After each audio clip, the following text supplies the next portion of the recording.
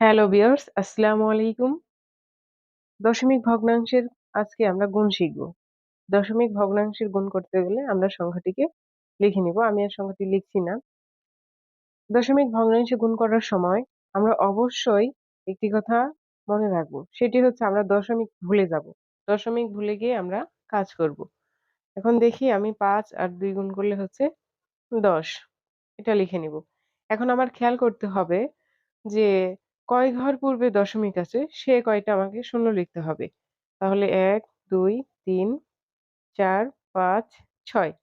তাহলে এখানে আমার খেয়াল রাখতে হবে যে দশমিকের পরে হচ্ছে ৬ ঘর হবে। যেহেতু আমার অলরেডি ২ ঘর দেওয়া ছিল এবং আমার ৪ ঘর নিতে হবে। ১, ২, ৩, ৪, ৫, ৬। তাহলে ৬ ঘর হয়ে গেল এবং দশমিকের পূর্বে একটা শূন্য দিলেই হবে। তাহলে অ্যান্সারটি হচ্ছে এইটা। ধন্যবাদ সবাইকে।